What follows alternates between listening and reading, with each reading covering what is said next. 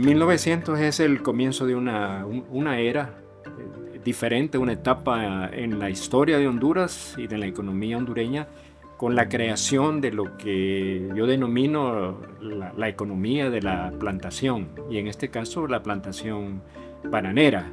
Y es el inicio de la introducción del sistema capitalista en el país y la creación, digamos, en la costa norte de lo que eventualmente fue un enclave llamado enclave bananero, o si se quiere república bananera como lo llaman otros, que transformó realmente esa parte del país. Cuando llega en 1910 la primera empresa corporativa bananera, tienes otro cambio en la economía.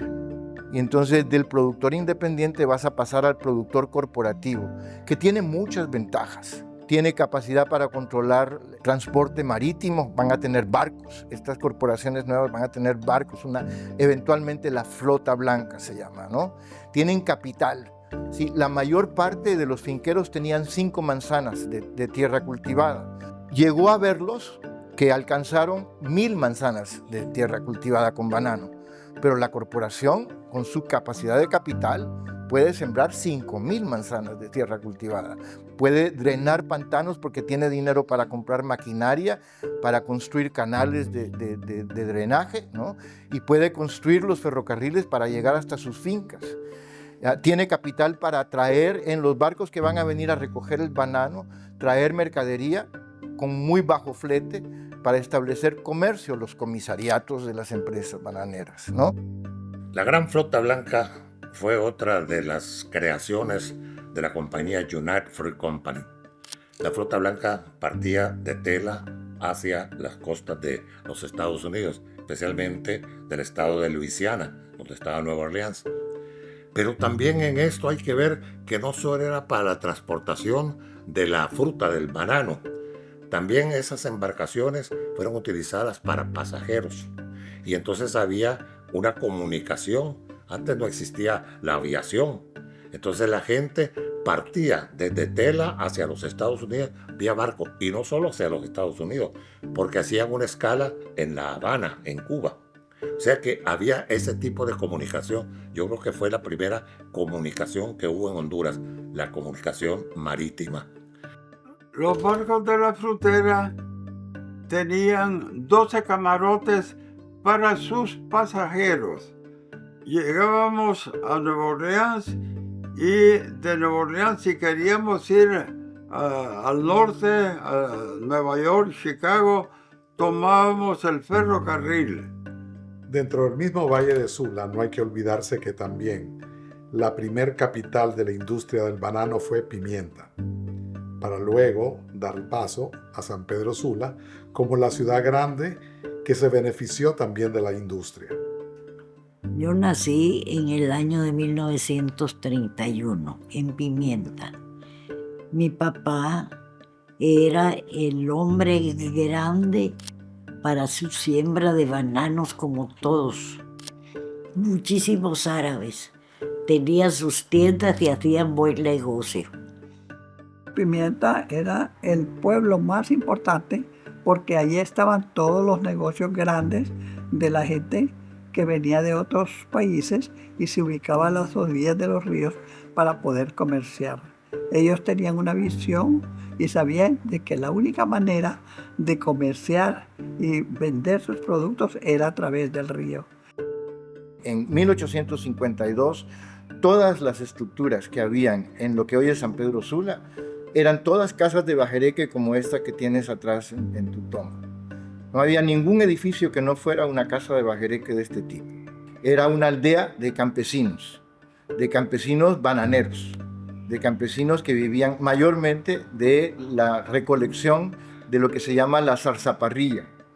Cuando llegaba el momento de la época de recoger la zarzaparrilla, una raíz que había en las tierras húmedas del valle, se suspendían las sesiones del municipio porque todos los miembros de la municipalidad se iban a recoger zarzaparrilla para exportar. Eso era lo que exportaban antes de que comercializaran el banano. El desarrollo grande de San Pedro se debió al banano que su centro estaba en La Lima, a la orilla del río Ulúa. San Pedro Sula era muy pintoresca. Sus calles no eran pavimentadas, todas eran de tierra, pero las casas, sus cercos eran de laureles de diferentes colores. Era muy pintoresco, muy bonitas. Era una ciudad llena de pájaros, de zorzales, por eso es que se le llamaba la ciudad de los zorzales. La gente pocas veces, la gente en general, en común, pocas veces entiende que la historia también depende de la interpretación que se haga de ella, ¿no? Porque durante muchos años yo tuve una visión sumamente negativa. Para mí el daño que causaron en la historia de Honduras en la sociedad hondureña fue enorme, descomunal en realidad, a tal grado que tergiversó la supuesta ruta de la hondureñidad. Pero de pronto, con la lectura, con el estudio, se hace la necesidad de establecer un balance. Y me encuentro con que hubo una serie de introducción de elementos tecnológicos y culturales en el país que fueron de mucho beneficio. Entonces, la evolución económica que se da es definitivamente novedosa, es pionera. Sin lugar a duda, el hondureño que tenía la capacidad y el interés podía suplantar a los mandadores extranjeros que habían, porque normalmente, como todo esto era nuevo, lo que se traía era gente foránea, que después fueron suplantados por el hondureño. Me inicié a trabajar en la compañía a los 23 años. Una de las cosas que yo considero que valoraron mucho mis jefes es que yo tenía un comportamiento muy formal en la compañía. A pesar de mi juventud, yo no era vicioso, ni fumaba ni tomaba. Y así fue como los jefes fueron valorando mi capacidad y me fueron ascendiendo hasta el puesto de mandador de finca. Entonces, a la costa norte es un punto de confluencia laboral al que llegan personas, jornaleros, braceros de todas las regiones de Honduras. Se encuentran ahí motivados por una sola razón, el negocio, acceso a dinero, acceso a dólares, acceso a cosas que no se conocían en el resto del país, como por ejemplo los trenes, como por ejemplo los servicios médicos, como por ejemplo la modernidad en la gastronomía y un montón de cosas que significó eso que los técnicos en literatura llaman el cronotopo, que es un circuito cerrado, donde ocurren cosas que no ocurren en otra parte. Hay una transformación en lo cotidiano, en lo económico, en lo social. Se abren hoteles, se abren cinematógrafos, hay fábricas de hielo, la música, hay bandas de jazz. Llegan también migrantes. Para dar una cifra, 10,000 jamaiquinos llegaron a trabajar a la United Fruit Company en las primeras 2 décadas de su establecimiento. 12,000 salvadoreños también llegaron atraídos por esta productividad, de manera que la actividad de las empresas bananeras en la costa norte es un parteaguas que solo se puede comparar a lo que hicieron siglos antes los españoles cuando urbanizan también las partes interiores del país. La ceiba no existía hasta que llegó la bananera, la Standard Fruit Company, que se llamaba en ese tiempo la Vaccaro Brothers. Y después la Vaccaro Brothers le vendió a sus primos, que eran los D'Antoni, ¿verdad? Y ellos se encargaron de construir la ceiba. La ceiba era un pantanal completo y ellos tuvieron que hacer todos esos rellenos y construir la ceiba como un centro de acopio de todos los bananos que venían de las diferentes fincas. Y cuando llegan ahí no hay nada. Y a medida que van creciendo, se dan cuenta pues, que necesitan muchos servicios que la ceiba no tiene. Entonces comenzaron a crear talleres de todo tipo y trajeron los capataces de los Estados Unidos. Te voy a decir, hasta 1960-65 venían todavía capataces de los Estados Unidos para el departamento de mecánica, ebanistería, carpintería, electricidad, talabartería. Mi papá era el jefe del departamento de talabartería y tapicería, ¿verdad? Los trajeron porque si no, no había quien les diera el servicio. El resto de Honduras no existía. En 1889 se funda el primer Banco de Honduras con el capital de la Rosario Mining Company. Fue el Banco de Honduras. Y empezó la actividad de banco en el país. Pero en el año de 1913, la Standard Fruit Company funda un banco con otra mentalidad, el Banco Atlántida.